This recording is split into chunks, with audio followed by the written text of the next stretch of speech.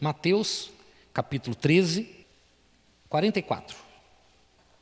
Então diz assim: a parábola do tesouro escondido.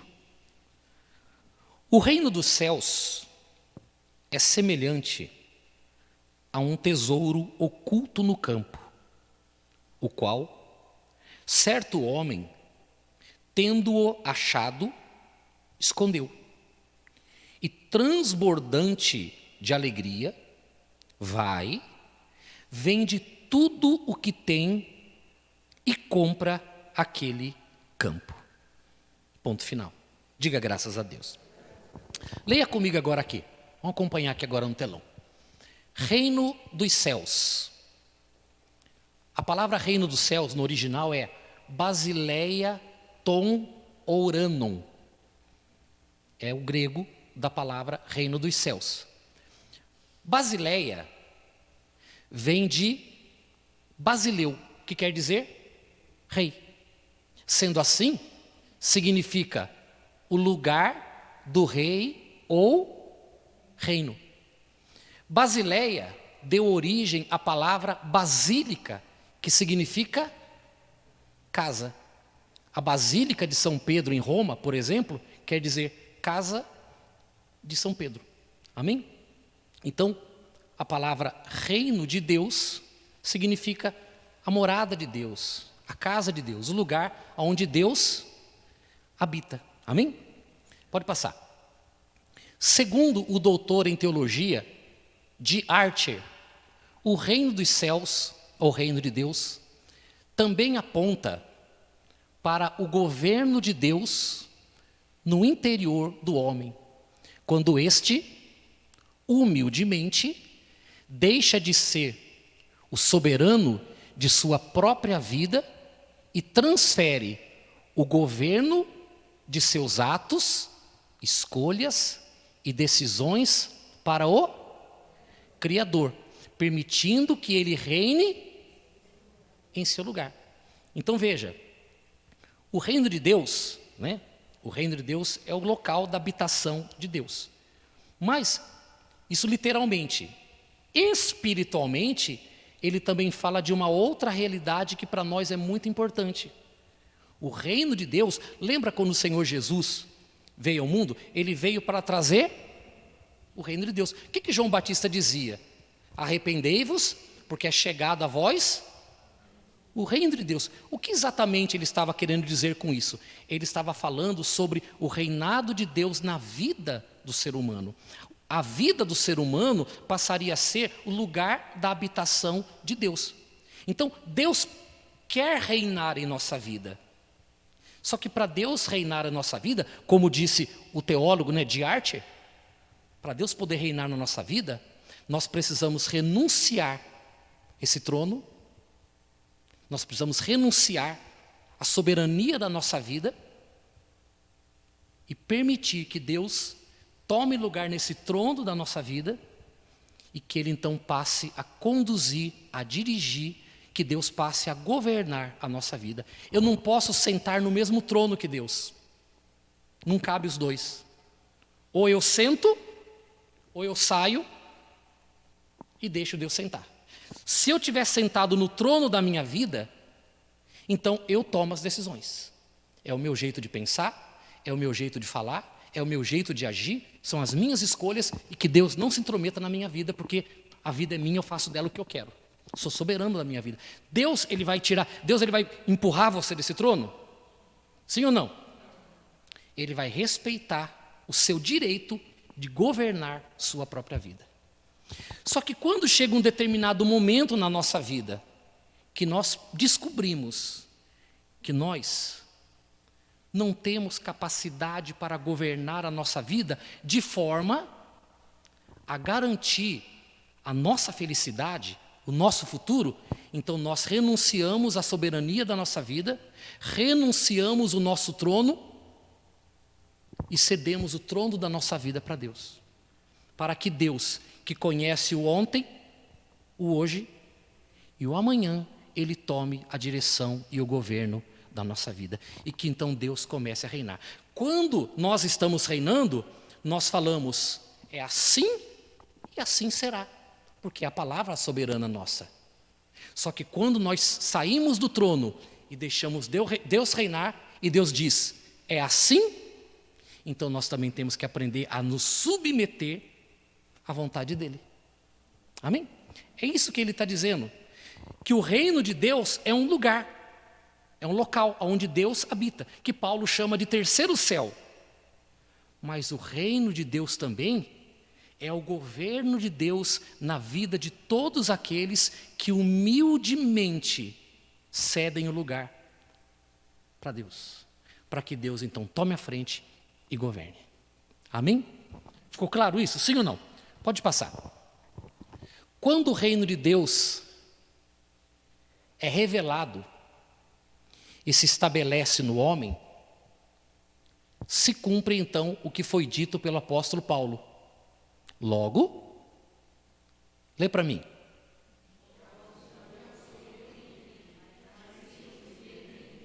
Logo, já não sou eu quem vive, mas Cristo vive em mim. Eu pergunto para você, o apóstolo Paulo, durante um período da vida dele, ele foi o soberano na vida dele? Sim ou não?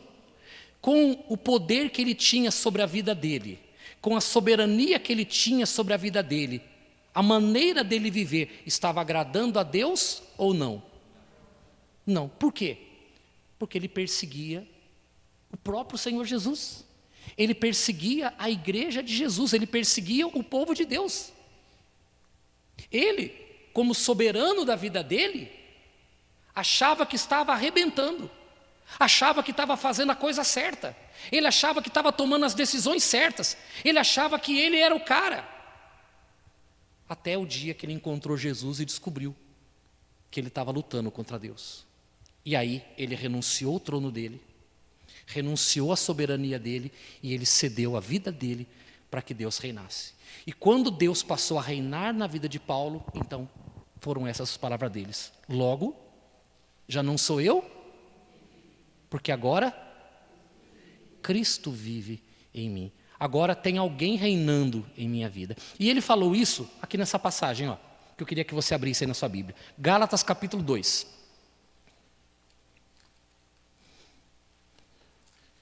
Atos, Romanos, 1º e 2º Coríntios e Gálatas. Encontraram, pessoal? Então tá, vamos ler junto. Porque eu, Paulo dizendo, porque eu, mediante a própria lei, morri para a lei. O que ele está dizendo aqui? Né, para você não ficar confuso. A lei dizia assim, olha, a alma que pecar, essa morrerá. Isso a lei que dizia. Paulo disse, né, que ele disse aqui, porque eu mediante a lei, né, a orientação da lei, morri a fim de viver. Aí ele diz, estou crucificado com Cristo. Então ele reconhece que por causa dos pecados dele, a lei o alcançou. Só que ele morreu em Cristo e não passou pela morte que ele deveria passar, porque Cristo passou por ele. É isso que ele está dizendo aqui. Aí ele diz assim, olha, né, estou crucificado com Cristo, logo, já não sou eu quem vive, mas Cristo vive em mim. E esse viver que agora tenho na minha carne, ou na carne, vivo pela fé no Filho de Deus, que me amou e a si mesmo se entregou por mim. Não anulo a graça de Deus, pois se a justiça, o ser aceito por Deus, é mediante a lei, segue-se que morreu Cristo em vão. Amém? Isso aqui é muito, muito importante, né? Já falando um pouquinho agora sobre o fundamento da fé, que é a graça de Deus. Então, Paulo disse, eu não anulo a graça de Deus, porque se eu sou aceito por Deus mediante a lei, Cristo morreu em vão. A morte de Cristo foi um tempo perdido. Amém? O que ele está querendo dizer?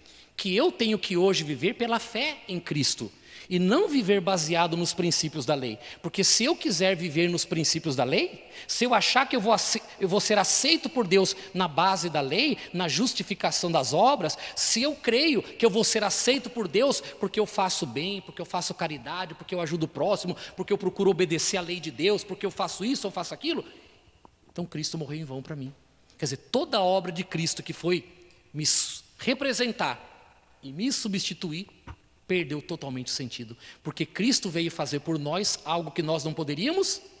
Nós estávamos debaixo de condenação da lei, estávamos condenados à morte eterna por causa da lei, por termos desobedecido à lei. Vem Cristo e assume o castigo, e Ele é punido no nosso lugar, Ele assume o nosso lugar, e hoje nós vivemos crucificados em Cristo, porque Ele morreu no nosso lugar. Eu morri em Cristo quando Ele morreu por mim.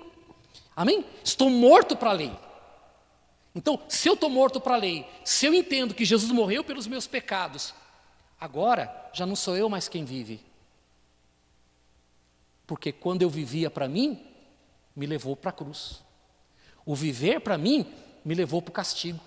O viver para mim me levou para a condenação. Se não fosse Cristo ter morrido no meu lugar, ai de mim. Então agora que Ele me salvou, então agora eu já não quero viver mais a minha própria vida. Agora eu quero que Cristo viva em mim e eu quero que Ele viva através de mim.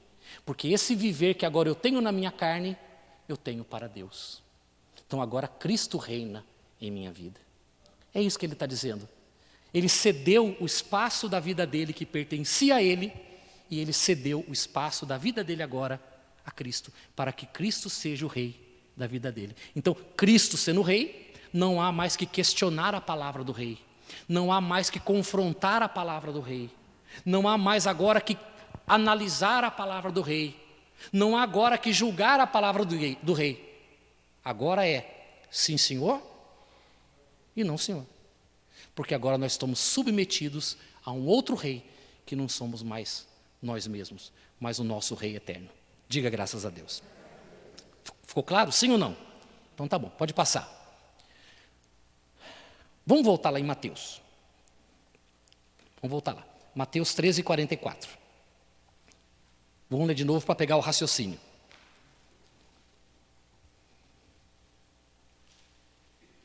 Acharam, né?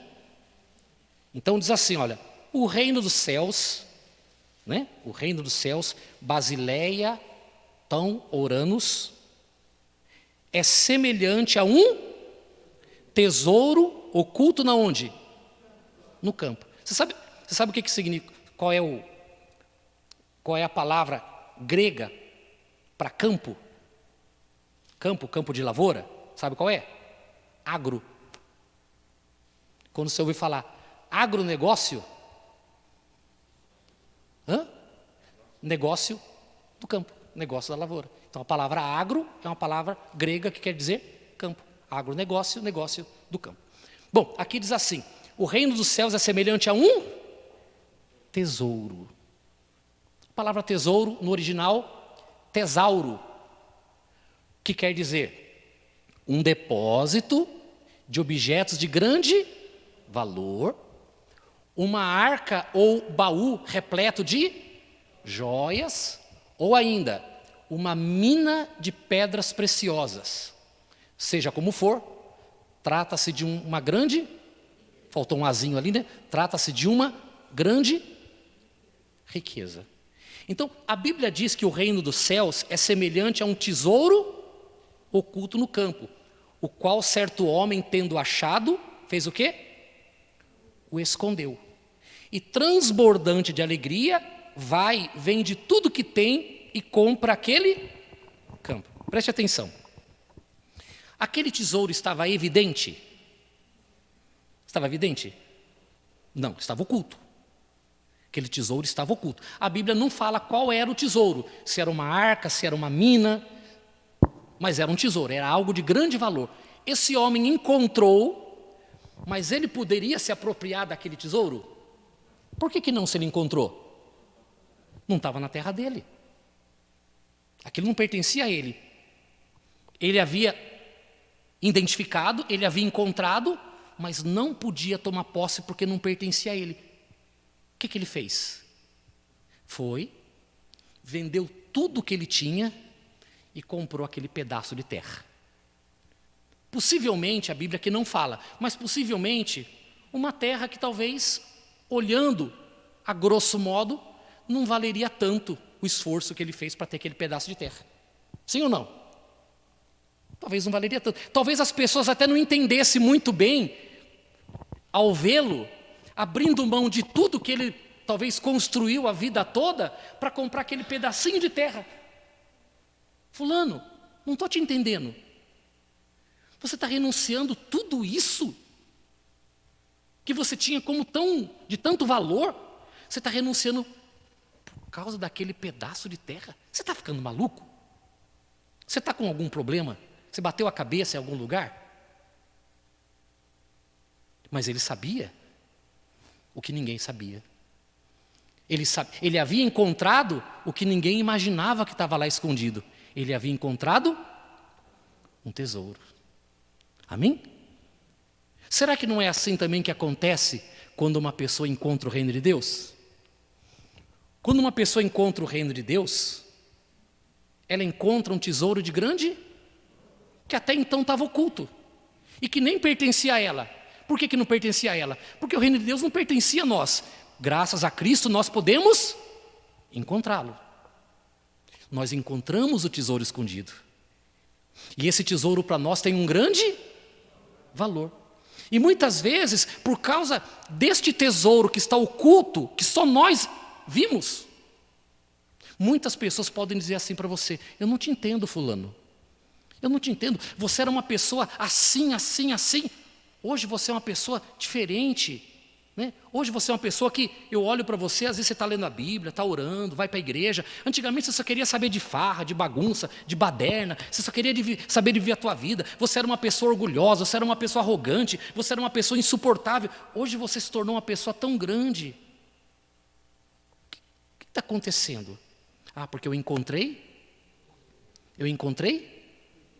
o reino de Deus. Só que mesmo você falando, a pessoa não vai conseguir enxergar o tesouro, porque o tesouro foi revelado para você. É só você que sabe. Por isso que de pessoa para pessoa muda a visão. De pessoa para pessoa muda a postura, muda o comportamento. Para algumas pessoas, as coisas de Deus têm um valor inestimável. Esses dias eu conversei com uma senhora aqui da igreja. Ela falou para mim assim: pastor, eu sou uma pessoa religiosa desde criança. Falou assim: mas eu nunca me senti tão próximo de Deus como hoje eu me sinto após ter conhecido o Evangelho da Graça. Hoje eu me sinto amado por Deus. Hoje eu sirvo a Deus e sigo a Deus com uma alegria tão grande que eu vou dizer uma coisa para o senhor, pastor. Ela falou para mim assim: olha, ninguém mais me tira da presença de Deus. Ninguém me tira mais. Aconteça o que acontecer, hoje ninguém me tira mais da presença de Deus. O que ela encontrou? O que ela encontrou? Ela encontrou o tesouro que estava escondido. Apesar dela ser religiosa, mas ela ainda não havia encontrado o tesouro. Porque quando o tesouro é revelado para a pessoa, você percebe que a própria vida da pessoa vai revelar, vai mostrar que ela encontrou algo tão precioso para ela, que ela abre mão da mentira, abre mão da prostituição, abre mão da idolatria, abre mão da feitiçaria, ela abre mão das coisas do mundo, ela abre mão de tudo. Porque dentro dela, ela encontrou o tesouro. Diga graças a Deus. Amém? Acompanha comigo aqui, ó. Pode passar. O sinal do reino de Deus no homem. Quando os valores deste mundo, como a fama, status, ostentação de bens materiais, orgulho pessoal, vaidade exagerada. Por que vaidade exagerada? Porque vaidade até um certo ponto ela é importante, né? A pessoa querer se cuidar, se arrumar, né? A pessoa, uma certa vaidade até um determinado ponto ela é saudável, mas a vaidade exagerada. Esses dias teve uma jovem, né?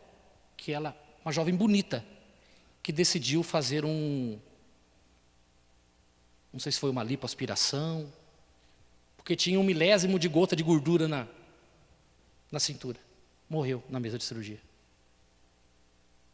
Não era necessário. A mãe dela falou: pastor, a minha filha era linda, linda. Perdeu a vida bestamente por causa de um nada de gordura. Então a vaidade, ela é importante. Mas tem coisas mais importantes que a vaidade, que é a própria vida. Sim ou não?